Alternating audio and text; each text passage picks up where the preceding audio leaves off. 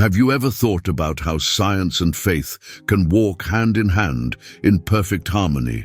The story of Saint Giuseppe Moscatti shows us that not only is it possible, but it can also become a path to holiness. This 20th century Neapolitan physician turned his profession into a true apostolate, seeing in each patient the suffering face of Christ. Through his extraordinary life, we will discover how a man of science found in medicine a way to live the gospel, becoming the holy doctor who continues to inspire believers and healthcare professionals around the world. Chapter 1.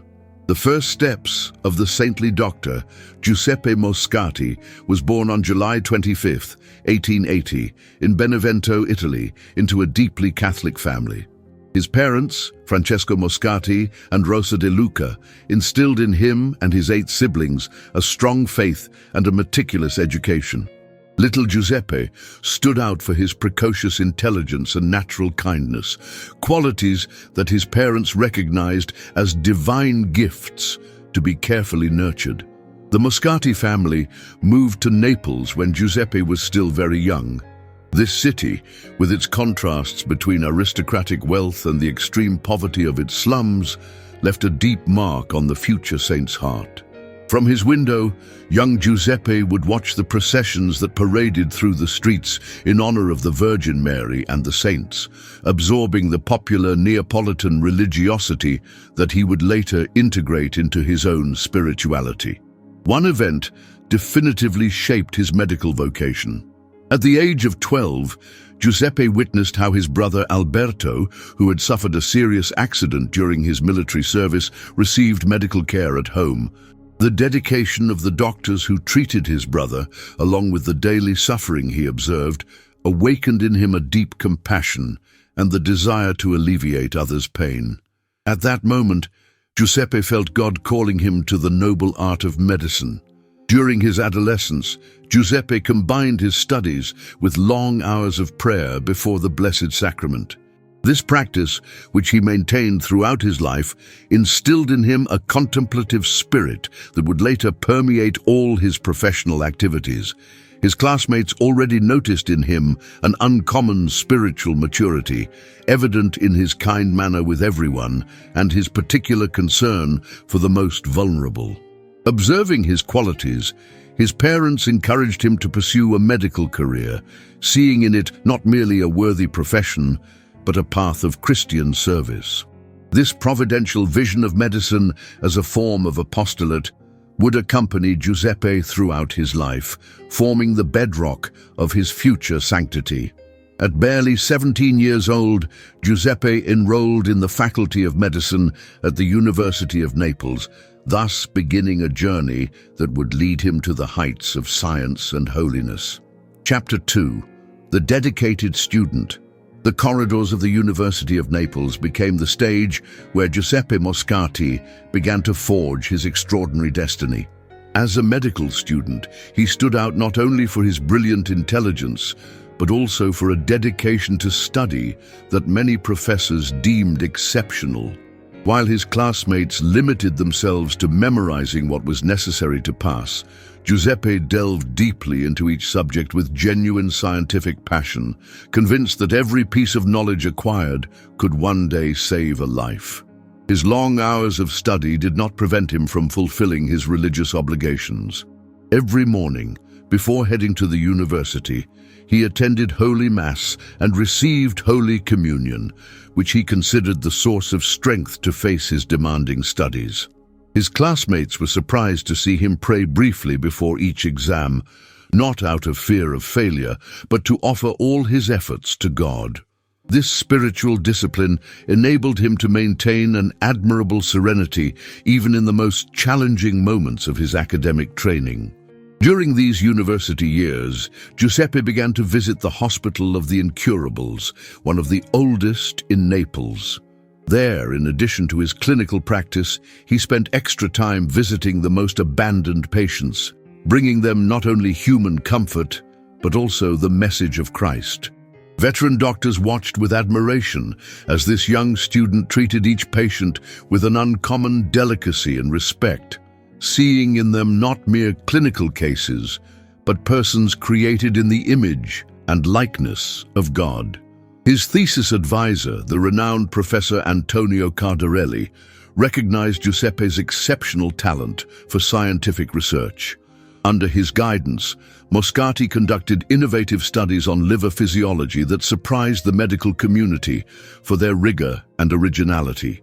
However, what most impressed his mentor was the humility with which Giuseppe accepted praise, always attributing his achievements to divine grace rather than to his own merits. On August 4, 1903, Giuseppe Moscatti graduated with top honors, presenting a brilliant thesis on hepatic urea. That day, while his classmates enthusiastically celebrated the end of their studies, Giuseppe withdrew to the university chapel to thank God for the gift of medical science he had just received. There, before the Blessed Sacrament, he renewed his commitment to practice medicine as a form of Christian apostolate, promising to see in each patient the suffering face of Christ. This solemn promise would mark his entire professional career. Chapter 3. The Doctor of the Poor. The Hospital degli Incurabili in Naples became the main field of apostolate for the young Dr. Giuseppe Moscatti. From his very first day of medical service, he established a routine he would maintain throughout his career. He began his day by attending Holy Mass at dawn, offering his work for the sick he would treat. This spiritual practice was not a mere ritual, but the wellspring that nourished his extraordinary professional dedication. The hospital wards soon came to know the tireless efforts of Dr. Moscatti. While other doctors spent only a few minutes with each patient, he would linger at every bedside, not just to examine physical symptoms, but also to attentively hear the patient's concerns. His diagnoses, always accurate, amazed people for their precision, the fruit of both his extensive scientific knowledge and the meticulous attention he devoted to each person. One nurse commented, "Dr. Moscatti doesn't just look at the body, he seems to read the patient's soul." Giuseppe's love for the poorest became legendary in Naples. In his private practice, he established fees according to each patient's financial situation. For the wealthier, he charged the usual fees for a prestigious doctor.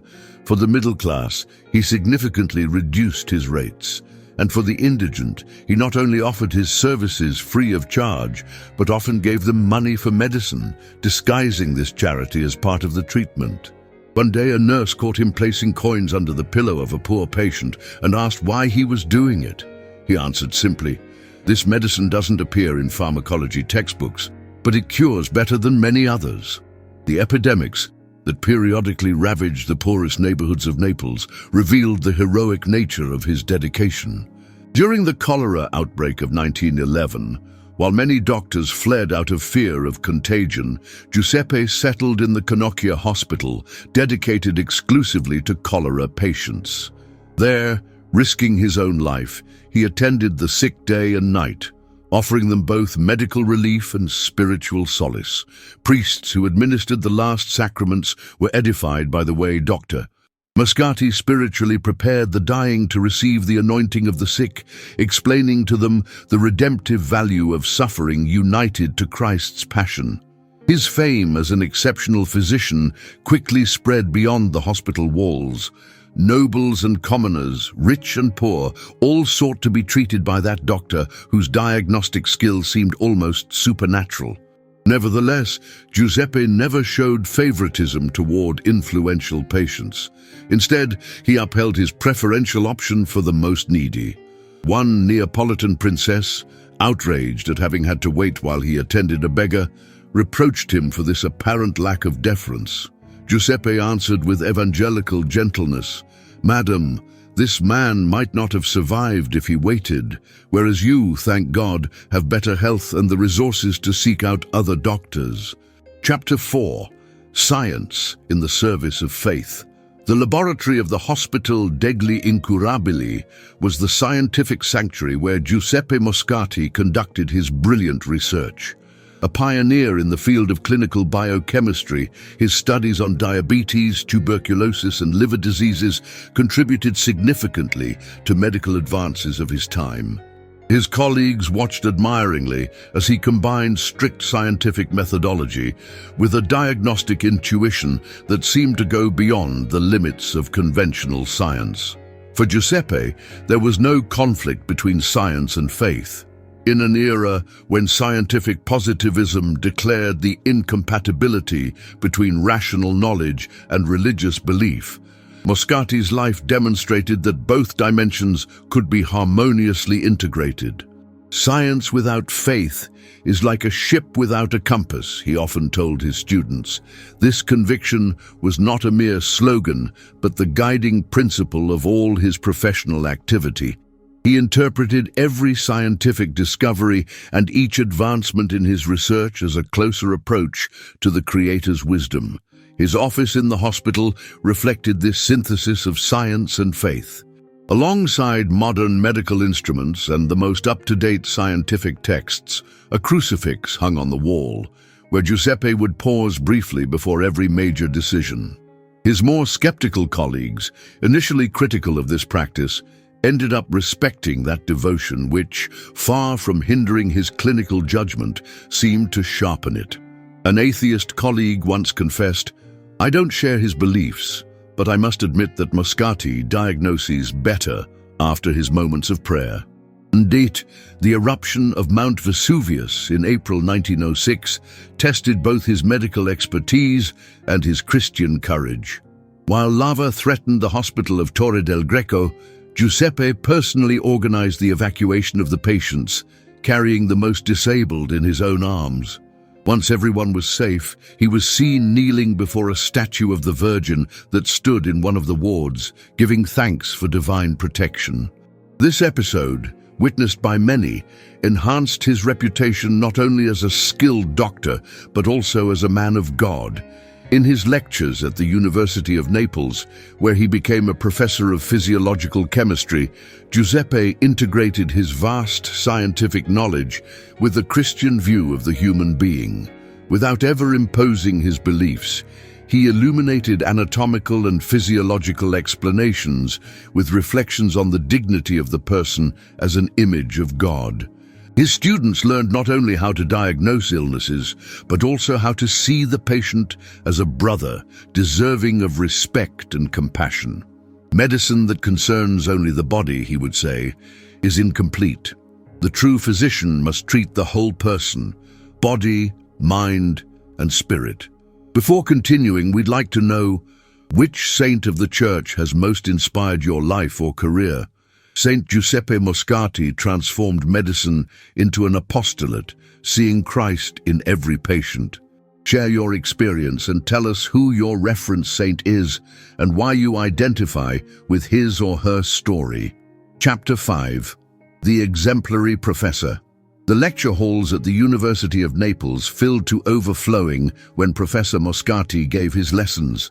Students from all grades, even from other faculties, came to listen to this physician whose wisdom transcended conventional science. Giuseppe turned each class into a holistic experience in which technical knowledge was interwoven with lessons on medical ethics and profound humanity. "It's not enough to be competent doctors," he repeated to his students. "You must also be compassionate doctors."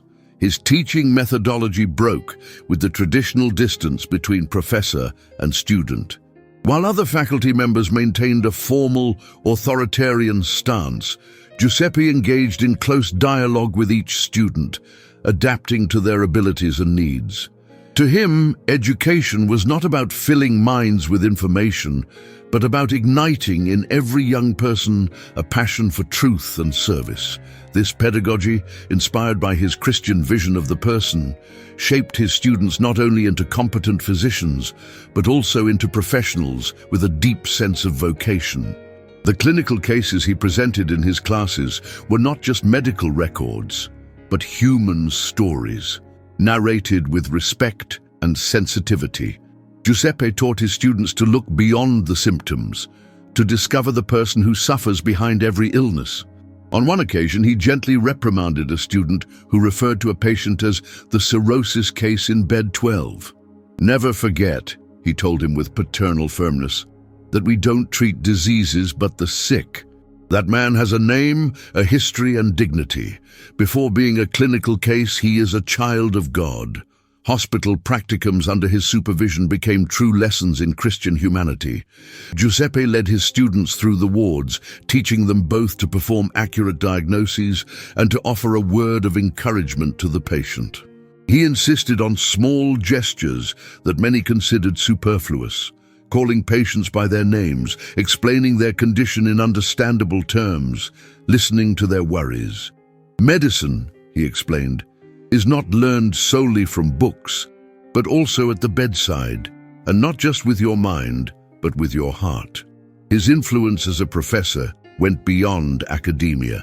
Many students, initially drawn by his brilliant scientific reputation, discovered through his example a model of Christian life. Without overt proselytism, Giuseppe conveyed his faith through the coherence of his daily actions. One former student would recall years later, "In Professor Moscatti, I encountered for the first time a man for whom faith was not just a theory, but a reality that permeated every aspect of his existence. Seeing him kneel in the university chapel before his lectures impressed me more than his brilliant scientific explanations. He taught me not only medicine, but a way of living." Utique, Chapter 6. Miracles in the Hospital. The corridors of the Hospital degli Incurabili witnessed extraordinary events that science could not fully explain. Although Giuseppe Moscatti, with his habitual humility, never claimed to have any healing power, both patients and colleagues began to observe that his diagnoses were exceptionally precise and that his treatments achieved recoveries even when other doctors had lost all hope. A particularly striking case occurred with a young woman named Maria Grazia Alfiero, who suffered from severe tuberculosis deemed terminal by various specialists. When she was brought to Dr. Moscatti, he examined her with his usual thoroughness and, after a brief moment of reflection, told her with serene conviction, "Have faith, my child, you will not die of this illness." He prescribed a treatment that other physicians considered useless, yet he insisted that it be followed to the letter. Against all medical odds, the young woman gradually improved until she was completely cured. Years later, Maria Grazia testified during the beatification process that while Moscatti was examining her, she saw him surrounded by an inexplicable light. He seemed to have a gift for detecting hidden diseases, astonishing his colleagues. On one occasion, while making rounds with a group of students, he suddenly stopped at the bed of a patient who had been admitted for a simple fever. After a brief examination, he diagnosed a cerebral aneurysm that no test had detected. He immediately ordered a surgical intervention that saved the patient's life. When asked how he had arrived at that diagnosis without clinical evidence, Giuseppe simply replied, "The Virgin Mary guides my hands and eyes when I examine my patients." His ability to foresee the course of illnesses was equally remarkable. He would often inform families of the outcomes of serious cases with a certainty that was later confirmed by events. One mother recalled how Moscatti assured her that her son, who was in a coma after an accident, would awaken exactly at 3 o'clock the following afternoon, the hour of Christ's death on the cross. "Pray with faith," he told her, "and at that hour your son will return to life." The young man indeed regained consciousness at the very moment he had predicted, prompting the conversion of several skeptical doctors who had witnessed it. Despite these extraordinary occurrences, Giuseppe always maintained a deeply Christian humility. Whenever a grateful patient credited him for a cure, he invariably responded, "It is not I who heal, but God through medicine. I am only His instrument." This conviction led him to combine the most advanced medical treatments with the recommendation of prayer and the sacraments, especially confession and the Eucharist, which he considered medicines for the soul that also benefit the body. Even in cases of terminally ill patients, where medical science was powerless, Giuseppe viewed them as opportunities to practice what he called the medicine of consolation. With extraordinary delicacy, He helped dying patients accept their passing as an encounter with Christ, easing their physical pain while preparing their souls for the transition to eternity. One nurse testified to having seen how a dying patient, after Dr. Moscatti's visit, died with an expression of peace and serenity that was incomprehensible given his previous state of agitation and anxiety. Chapter 7. The Eucharist at the Center. Dawn in Naples always found Giuseppe Moscatti on his knees before the Blessed Sacrament. Before beginning his day at the hospital, he unfailingly attended Holy Mass at the nearest church, where he received the Holy Eucharist with a devotion that impressed everyone present. This daily encounter with Christ was not merely a pious habit, but the vital source that fueled all his medical and teaching activities. "Without the Eucharist," he once confided to a priest friend, "I would not have the strength to face the human suffering I see every day in the hospital." The chapel of the Hospital degli Incurabili served as his refuge during his grueling workdays. In short breaks between consultations, Giuseppe would retire there for a few minutes of silent adoration. The nurses knew that if there was an emergency, they should first look for him in the chapel. One colleague recalled finding him absorbed in prayer, so concentrated that he seemed oblivious to the hospital's bustle. Upon noticing his presence, Giuseppe apologized, saying, "I come to consult the divine physician about the hardest cases."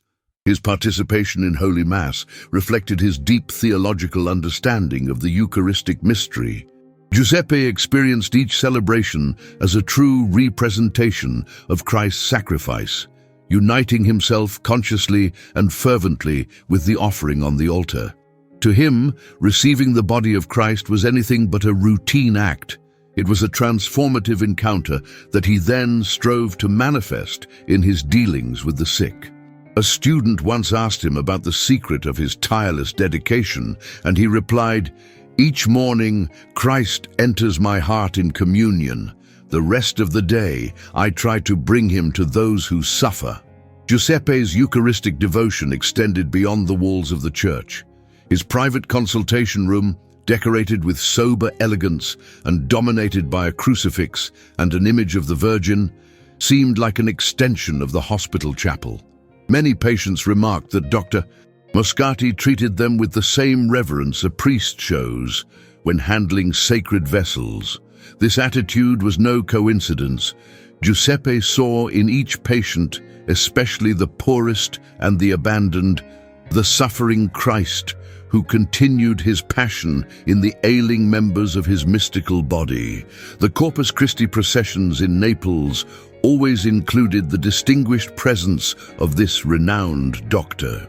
While other professionals of his status preferred to remain aloof from such popular expressions of faith, Giuseppe took part with humble fervor, joining the ordinary people who accompanied the Blessed Sacrament through the streets.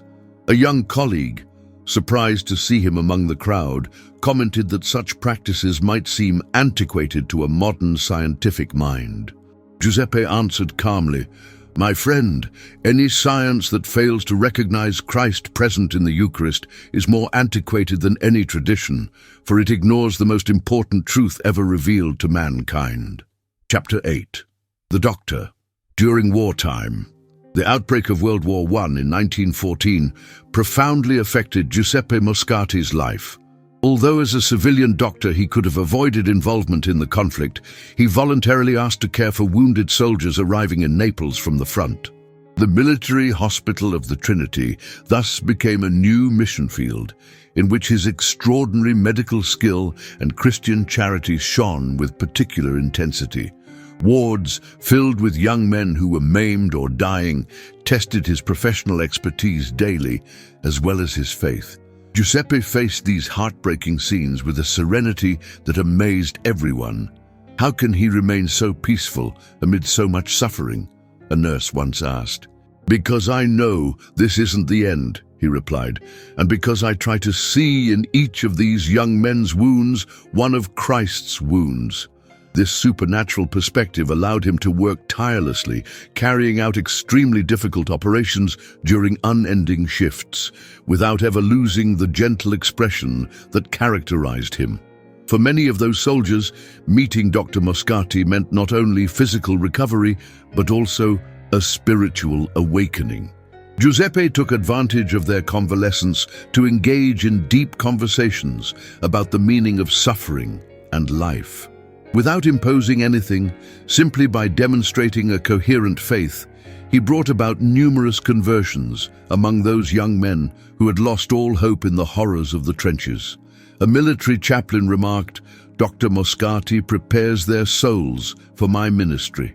When I come to administer the sacraments, I find the ground already tilled by his words and example." No!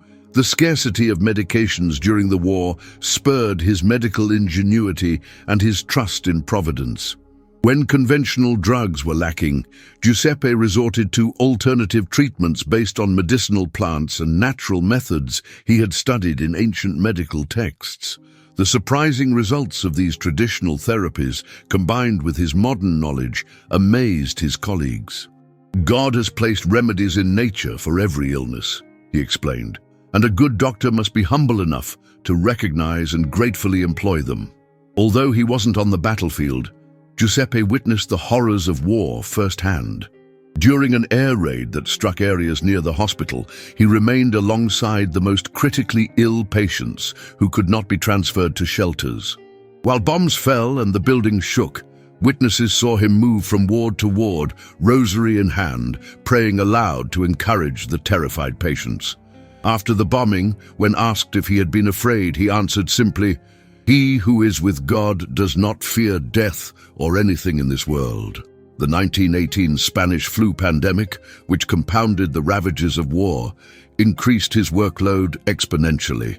While many doctors succumbed to exhaustion or fell ill themselves, Giuseppe seemed to multiply his efforts, caring for both wounded soldiers and civilian patients. Those who knew him were astonished by his ability to endure such grueling hours. The secret, which he did not hide, lay in his deep Eucharistic life. Each morning, before starting his hospital rounds, he received communion, drawing from it the strength to face the ordeal. "Christ gives himself to me in the Eucharist," he explained to an exhausted colleague, "so how could I not give myself to these suffering brothers?" Chapter 9. Heroic Virtues. Giuseppe Moscatti's everyday life offered those who knew him a perfect model of Christian virtues practiced with heroic perseverance. His faith, far from manifesting itself only in outward devotions, imbued his every decision, gesture, and word. For him, believing was not merely assenting to abstract truths, but conforming his entire existence to the model of Christ. This living faith was particularly evident in his unwavering trust in divine providence. God never abandons those who trust in him, he would tell his most discouraged patients, and his own life was a convincing testimony to this certainty. Christian hope shone especially brightly in Giuseppe, especially during the most difficult moments.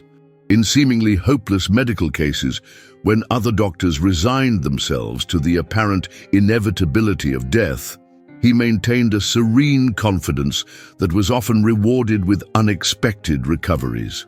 His hope was not a naive optimism, but rather a deep theological conviction in Christ's definitive victory over evil and death. One colleague recalled asking him how he could remain hopeful in the face of so many therapeutic failures. Giuseppe replied, "No effort to alleviate human suffering is a failure in God's eyes, even when we cannot prevent death. Moreover, for the Christian, death is not the end, but the beginning of true life." Charity was, without a doubt, the virtue that shone most brightly in the saintly doctor's personality. His love for God manifested concretely in his love for neighbor, especially for the poorest and most abandoned.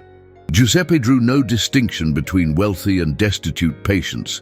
If anything, he showed a particular preference for the latter, whom he treated with exquisite courtesy to make up for the humiliations life had dealt them. He not only treated them free of charge, but often paid for their medications and even provided financial assistance for basic needs. Charity, he would say, must be comprehensive, addressing both the sick body and the circumstances surrounding the patient's suffering. Giuseppe's humility was remarkable in someone of his professional stature. As a professor, internationally recognized researcher, and doctor sought out by Neapolitan high society, he never displayed vanity or self-importance. He attributed his medical successes to God's grace and his failures to his own limitations. In clinical discussions, he listened attentively, even to the youngest students, always willing to learn from others. One anecdote perfectly illustrates this virtue.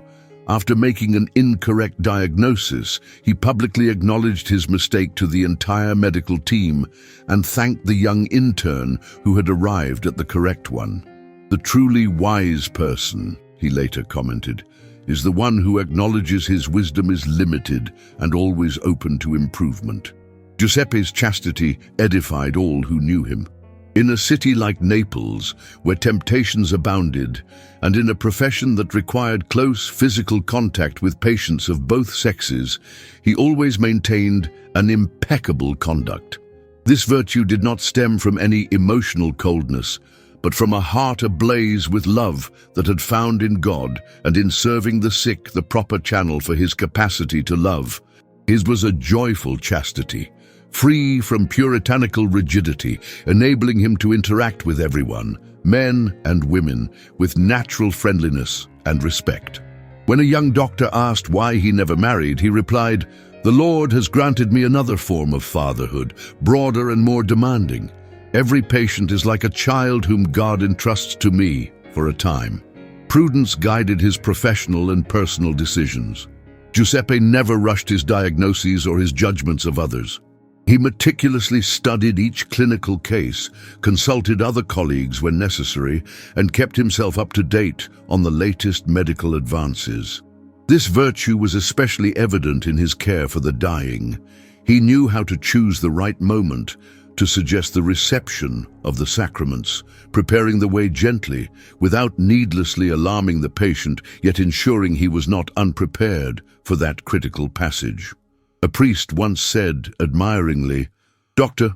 Moscatti has a special gift for recognizing the precise moment when I should step in to administer the last sacraments. Never too soon, never too late." Giuseppe's fortitude showed in his ability to face extreme situations without losing composure. During the eruption of Vesuvius, the epidemics, and the wartime bombings, he always remained at his post, bringing calm to patients and co-workers by his mere presence. This strength of spirit was rooted in his profound life of prayer, and especially in his daily reception of the Eucharist, which he described as the bread of the strong. A nurse recalled seeing him work 36 hours straight, attending to victims of a building collapse without any apparent sign of fatigue. When everything was finally under control, Giuseppe withdrew to the chapel, where, after a brief prayer of thanksgiving, he fell asleep on his knees from sheer exhaustion. Chapter 10. His Passing to Heaven. The morning of April 12, 1927, began for Giuseppe Moscatti like any other day. He rose early, went to Holy Mass at the Gesù Nuovo church nearby, and received Holy Communion with his usual fervor. Then he returned home to see several patients who were already waiting in his private practice. Nothing in his demeanor or actions suggested that this would be his last day on earth, though some witnesses later recalled a special radiance in his gaze and an unusual insistence on the brevity of life and the importance of being ever prepared for the encounter with God. The day proceeded with the characteristic intensity of his life. After his private consultations, Giuseppe went to the hospital degli Incurabili for his usual rounds. According to one nurse's later testimony, he spent more time than usual at the bedside of a dying patient, offering consolation with words that seemed to prepare not only the patient for his own passing, but also Giuseppe himself for what he would experience just hours later. Suffering, accepted with love, opens the gates of heaven. Soon we shall rest in God's arms, where there is no pain or sorrow. That patient, contrary to all medical expectations, survived, attributing his recovery to Dr. Moscatti's intercession. In the afternoon, Giuseppe returned home, where he still had a few last-minute patients to attend. The final one, a young laborer who could not afford to pay and whom he treated free of charge, later remembered the doctor's extraordinary serenity while examining him. He spoke to me about divine providence, which never abandons its children, and as we said goodbye, he shook my hand with such warmth that I felt as if he were blessing me. Shortly after this patient left, around 3 in the afternoon, Giuseppe went to his room to rest before resuming his activities. It was his sister Anna who found him, seated in an armchair, his head slightly bowed as if in contemplation. A rosary lay between his fingers, and his peaceful expression revealed that death had come to him in prayer. An autopsy would later determine that he had suffered a massive heart attack, leaving no time for pain or fear. He was only 46 years old, at the height of his medical career and apostolic work, a circumstance that magnified the shock at his sudden passing. News of his death quickly spread through Naples, causing widespread mourning. People from all social classes immediately flocked to his home. Fellow doctors, students, patients, but above all, the humble poor, who had been the primary recipients of his charity. Many wept inconsolably, as if they had lost a father or brother. An elderly woman, on hearing the news, cried out, "The holy doctor is dead. Who will take care of us now?" That sense of collective bereavement showed just how much Giuseppe had been a providential figure for Naples' neediest. His funeral, held at the Gesù Nuovo church 2 days later, was an overwhelming display of popular grief. Civil and religious authorities, led by the Cardinal Archbishop of Naples, were taken aback by the thousands who gathered to bid a final farewell to the man many already considered a saint. During the ceremony, several witnesses claimed to have detected a gentle floral scent emanating from the coffin, a phenomenon traditionally associated with sanctity in Christian tradition. Giuseppe Moscatti's body was buried in the Poggio Reale cemetery, but years later, due to his growing reputation for holiness and the miracles attributed to his intercession, it was moved to the Gesù Nuovo church, where it now rests. Chapter 11. Canonization and Legacy. Giuseppe Moscatti's death did not mark the end of his influence, but rather the beginning of a new form of presence among those who had known and admired him. Reports of favors and extraordinary healings attributed to his intercession quickly began to circulate. People from across Italy and even abroad visited his tomb to ask for his help in health crises and other needs. Popular devotion preceded, as is often the case with true saints, the Church's official recognition. His evident reputation for holiness led the Cardinal Archbishop of Naples in 1931, just 4 years after his death, to open the diocesan beatification process. Numerous witnesses testified to the heroic virtues of the Neapolitan doctor. Among them were medical colleagues, nurses, patients, students, and people from all walks of life who had encountered him. All agreed on one fundamental point. Giuseppe Moscatti had lived the gospel in a radical way, transforming his medical profession into a true apostolate in service to Christ present in the sick. A critical component of the beatification process was a rigorous examination of his personal writings.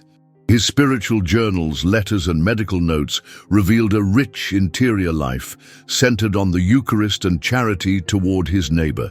Especially moving were his reflections on human suffering and its redemptive value when united to Christ's passion. The theologians charged with analyzing his writings highlighted the soundness of his spiritual doctrine, fully consistent with church teaching, and his extraordinary ability to integrate science and faith. The beatification process moved rapidly, an unmistakable sign of the authenticity of his virtues. In 1975, Pope Paul VI declared Giuseppe Moscatti blessed, officially recognizing that he had practiced Christian virtues to a heroic degree. During the ceremony in St. Peter's Square in Rome, the Pope emphasized the newly beatified's example as a shining demonstration of how medical science, practiced with technical competence and Christian charity, can become a privileged path to personal sanctification and apostolate. His canonization took place on October 25, 1987, when Pope John Paul II solemnly added Giuseppe Moscatti to the catalogue of saints. Thousands of the faithful, many of them doctors and nurses from around the world, filled St. Peter's Square, seeing in the new saint a model for their own professional practice. In his homily, the Pope pointed out that St. Giuseppe Moscatti, physician and committed layman, found in the exercise of his profession a privileged arena for the witness of his faith. He was able to see in his patients not only bodies to heal, but whole persons, children of God, needing both medical care and spiritual comfort. The legacy of St. Giuseppe Moscatti remains alive in today's church and society. Countless healthcare institutions, medical schools, professional health associations, and charitable organizations bear his name and draw inspiration from his example. He serves as a bridge between science and faith, proving that there is no contradiction between rigorous scientific practice and a deep Christian life. In a world where medicine runs the risk of becoming so technical that it overlooks the integral dignity of the human person, the Holy Doctor of Naples reminds us that every patient must be treated as if he or she were Christ. Beyond his impact on the medical field, St. Giuseppe Moscatti has inspired generations of Catholic laypeople to seek holiness in everyday life. His example shows that one need not enter a convent or monastery to reach the heights of sanctity. One's professional work, lived with technical competence and supernatural love, can become a path of Christian perfection and a powerful instrument of evangelization. This aspect of his example is particularly meaningful today, when the Church is rediscovering and promoting the specific vocation of laypeople in her evangelizing mission. Chapter 12. Prayer to St. Giuseppe Moscatti. Glorious St. Giuseppe Moscatti, holy physician who admirably combined medical science with the Christian faith, we come to you with childlike trust to implore your powerful intercession before God's throne. You who in your earthly life were a channel of divine mercy, alleviating the suffering of countless patients through both your knowledge and your charity, continue your work of compassion from heaven for us, your brothers and sisters, still journeying through this valley of tears. We implore you, Holy Doctor of the Poor, to obtain from God health for our ailing bodies when it serves our eternal salvation. Above all, we ask you to help us receive health of the soul, delivering us from sin, the greatest of all illnesses. May we never forget, following your example, that true life is the one that blooms in eternity. Saint Giuseppe Moscatti, you who saw in every sick person the suffering face of Christ, teach us to recognize the Lord's presence in our suffering brothers and sisters, serving them with the same dedication and love you practiced. Help us understand, as you did, that science without faith is a light that does not illuminate the deepest mysteries of the human being. Model of the Christian professional, obtain for all doctors, nurses, and healthcare workers the grace to carry out their noble mission with technical expertise and a profound spirit of service. May they, like you, see in each patient not merely a body to be healed, but a whole person, a child of God who also needs spiritual care.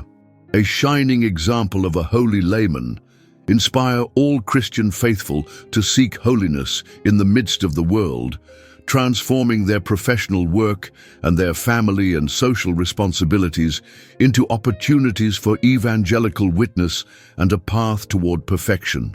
Saint Giuseppe Moscatti, who lived with the Eucharist at your center, the source of your tireless charity, help us discover in this sacrament the nourishment we need to sustain us in our tribulations and the strength to serve our brothers and sisters generously. Finally, Holy Doctor, in the hour of our death, assist us with your powerful intercession so that, purified by divine mercy, we may join you in the eternal contemplation of God, the supreme healer of our souls. Amen.